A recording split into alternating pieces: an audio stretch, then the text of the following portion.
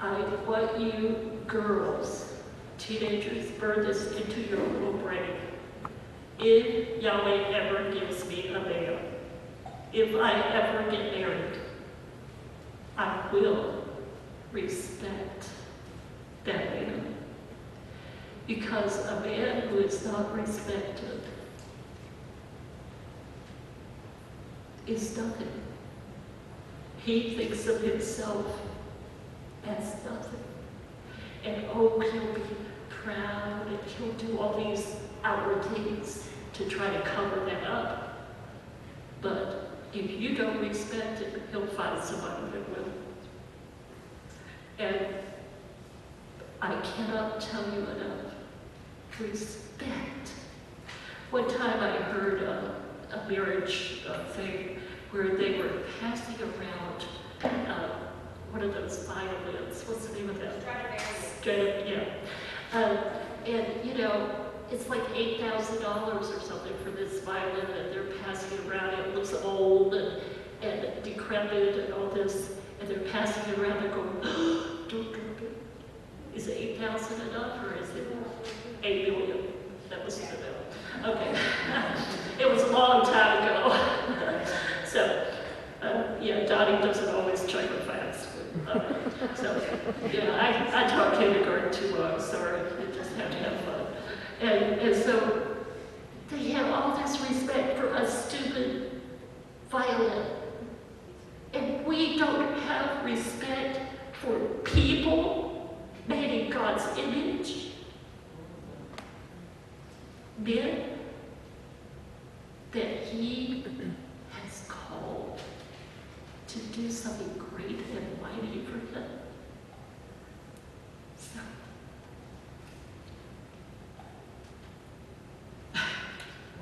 okay, respectful. And last of all, encouragement. Oh, what would I have ever done without my 4th grade teacher? I would have become a teacher probably. I would have been in bad shape because I had someone who thought that I was intelligent. And so because she believed in me, I started believing in myself in that area, in that one area. So, reverent, appreciative, respectful, encouraging. Verse 11, I'm sorry, I hit this too hard. Okay. Our next letter is the bet. Now, Aleph means a strong leader. Bet means the house or inside. And you can tell this letter is kind of open. You can just go right inside there. And the bet is the very first letter of the Hebrew Bible. Because Yahweh isn't egocentric.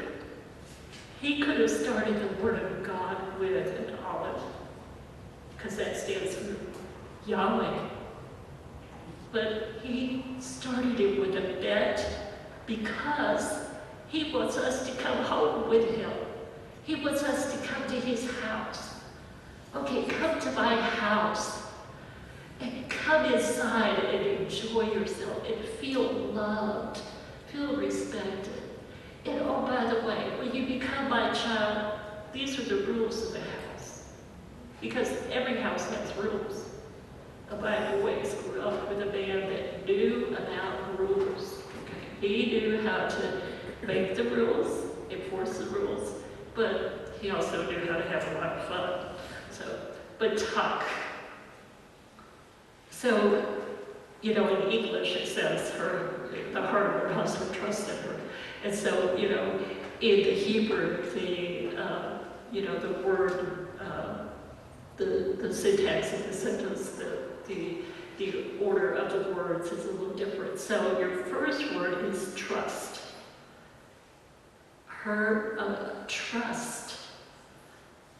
Trust her husband in her.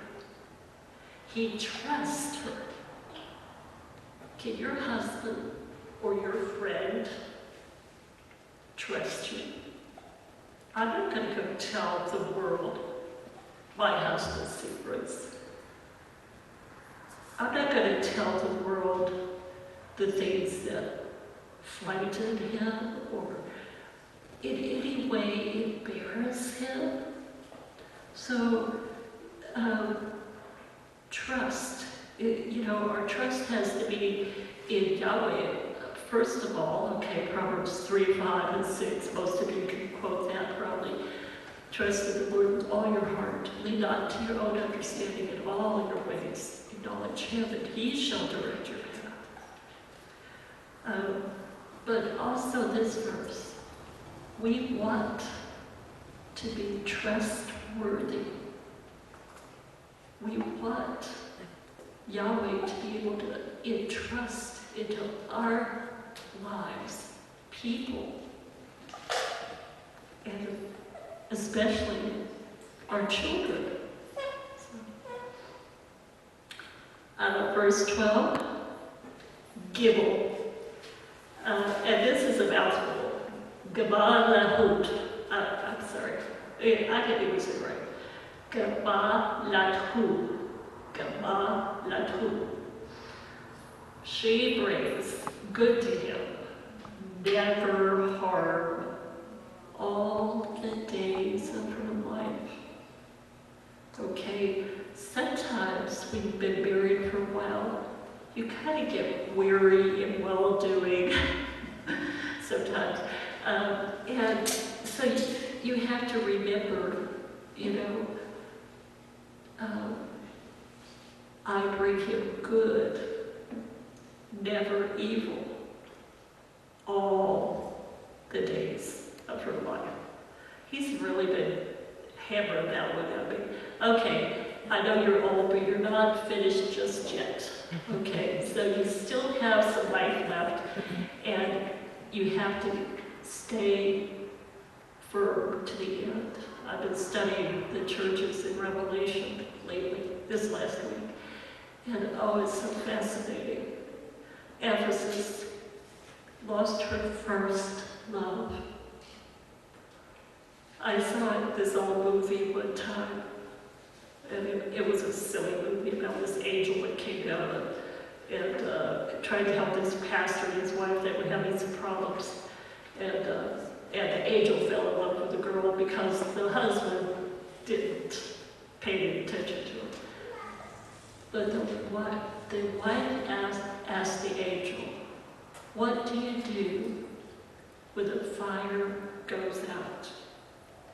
And the angel said, "You never let the fire go out."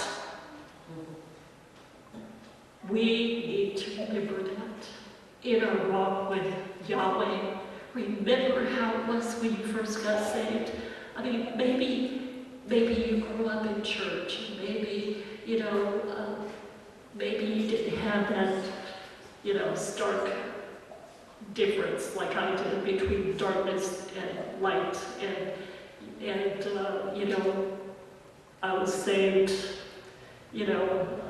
and 3 days later went to school, and so I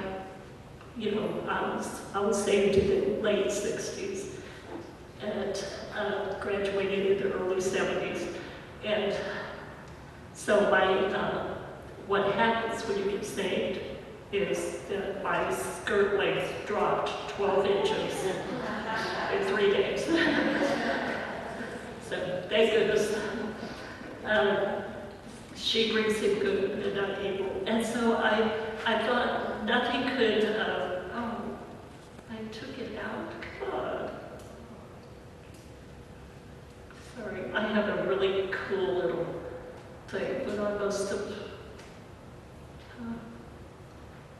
have rearranged it or something. Okay, so anyhow, it's this little kitty cat lifting up this other kitty cat that's a little bigger than her over the fence.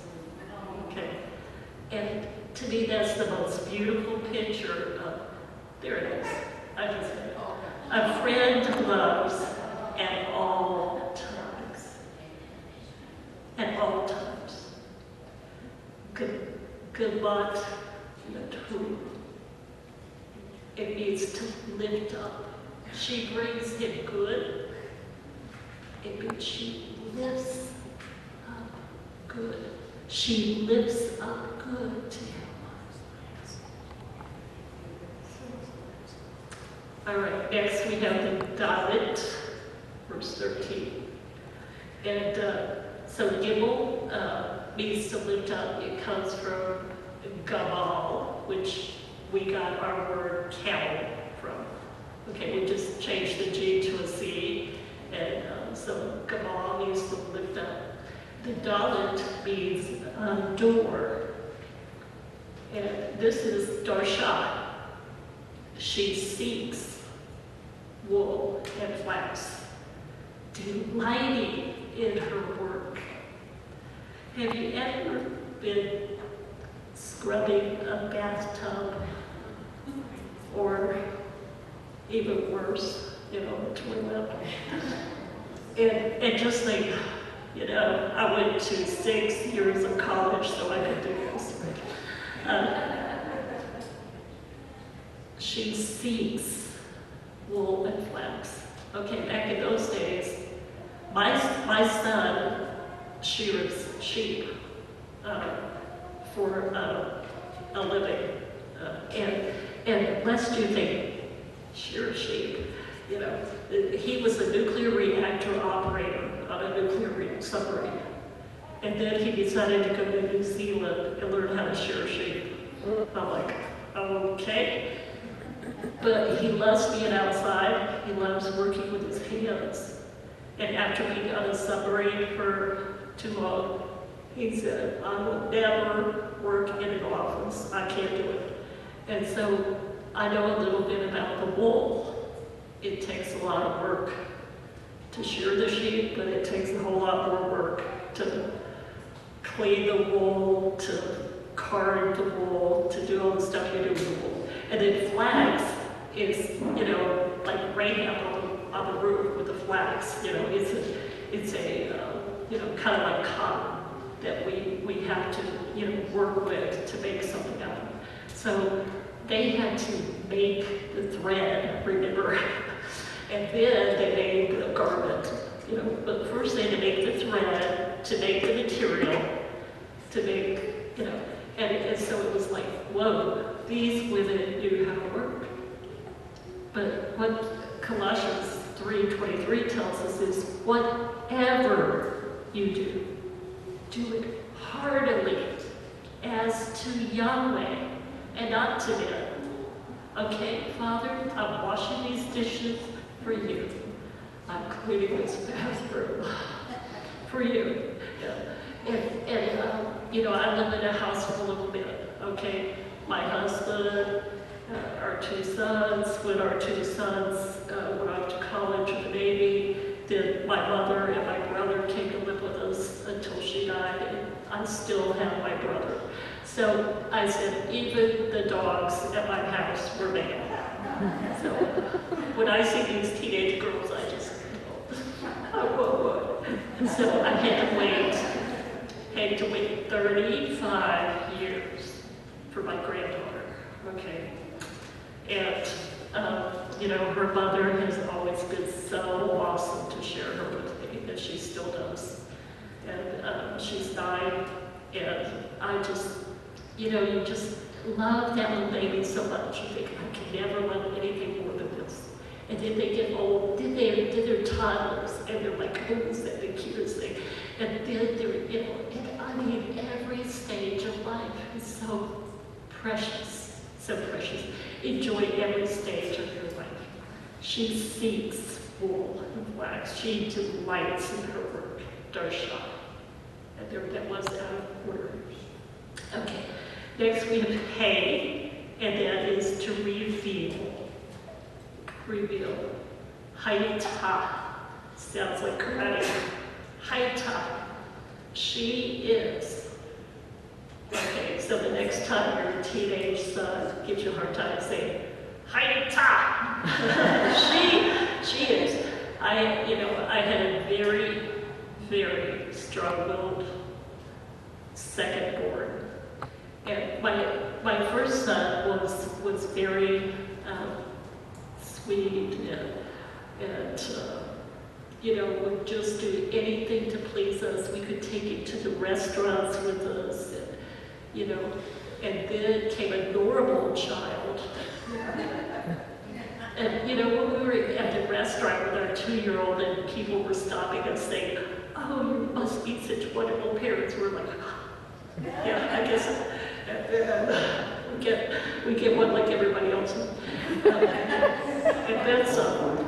Okay, and so when he was, when Eric, the entire time Eric was growing up, I used to tell him from the time he could talk and say no, his first word actually was dad, because my husband would go dad, dad, dad, dad, dad, so, all day, because the older one said mama first, and so he wasn't having any of that. But his second word was definitely no. And I used to say, "I'm the mother. You're the child. I'm the mother." She is like the merchant's ship. And this is Mark 4, when Yeshua's in the boat. They're like, "Don't you care that we're about to go under? The storm is raging," and Yeshua's asleep, the merchant ship, okay? And, I it kind of intertwined with my Revelation study last week with, the ark. Can you imagine what kind of chaos was going on outside the ark? She is like the merchant ship. Okay, it doesn't matter what's going on. It doesn't matter what kind of storm is going on out there. We are safe inside his house. We are not going to give in to fear and doubt and the way the world thinks. And, Mama, everybody's doing it. No, they're not. You're not going to do it, So she has to hold her ground. She's like that merchant ship. And no matter what comes against you, no matter what comes, you stand firm.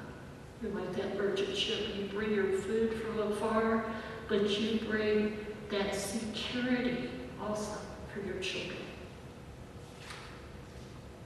And then Bob, verse 15. V'takam, and she arises while it is yet night, and gives, and gives, and gives. When Eric was a baby, he was born at midnight. Oh, well, actually 1 minute after midnight. And so he had his days and nights mixed up for like 2 years. And I thought I would never sleep through the night again. and so I learned to get up at night, because he would sleep, and I tried to let him cry. And how do you let him just cry? I wasn't good at that. I had to work too hard to get up there. Here, in this, so, because when, before I was married, the doctor told me it would paralyze me to have a baby. And so, after we'd been married about 5 years, I kept praying and praying and praying. And finally, Yahweh, touched my husband's heart. He said, "Okay, you're sure." And so, we had our son, and then I said, "I know what it's like to grow up all by myself. We can't do that." And so we had another one. And, she arises while it is yet night, and gives, and gives, and gives a portion to her maidens. That's what a godly woman is known for, is that she gives. She gives, and you cannot give what you don't have. So I'm sure that most of you, I have no idea, your background, but if you don't know for sure,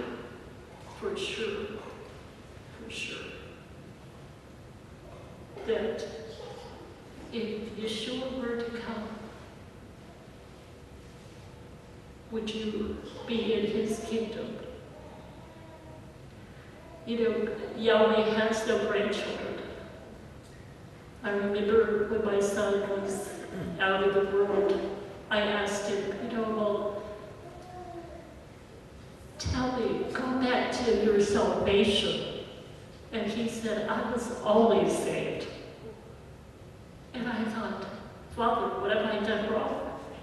No, you can't always be saved. Just because you grew up in a Christian home, that was a dream of my heart when I was growing up. But sometimes I think I had it easier because I knew the difference between the world and I knew where it went, and it's horrible out there.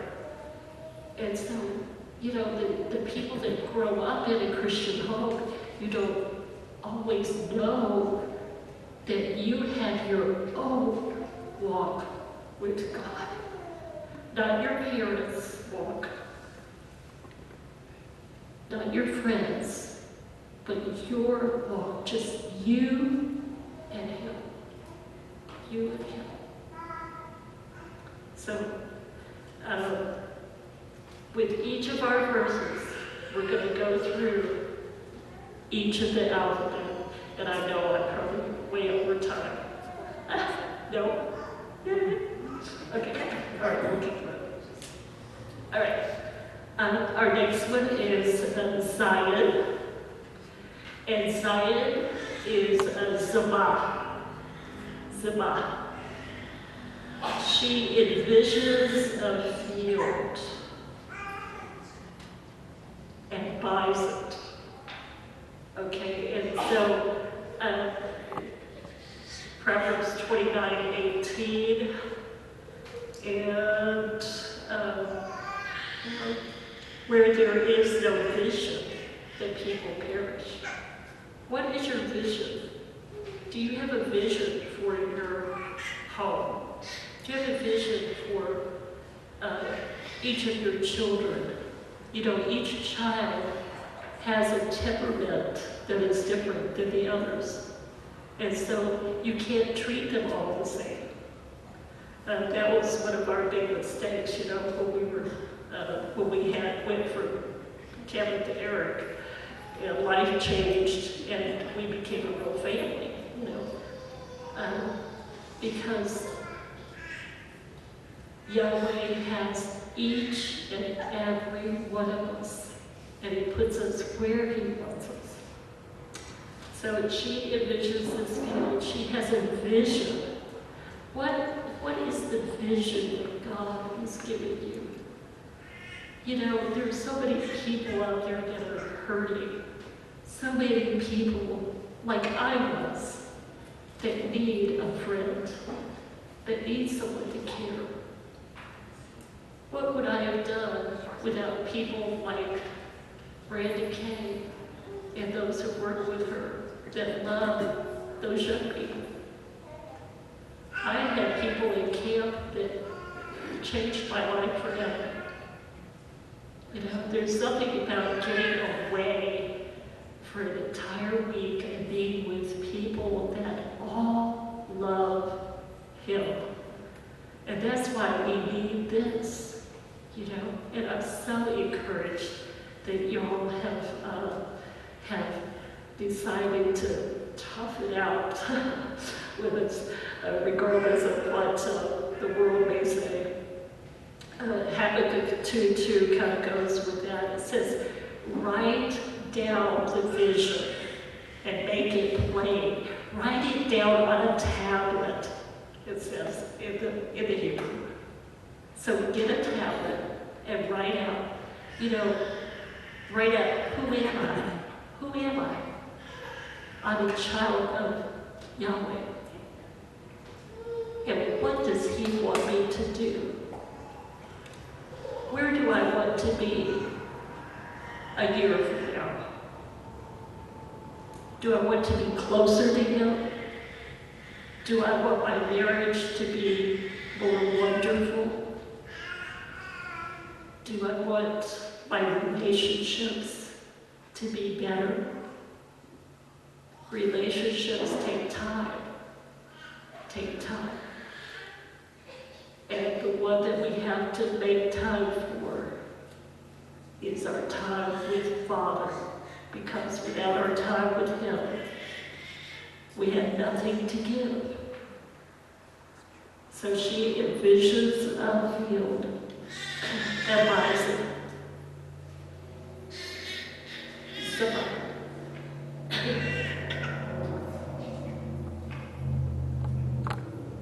So the Zion is the seventh letter of the Hebrew alphabet.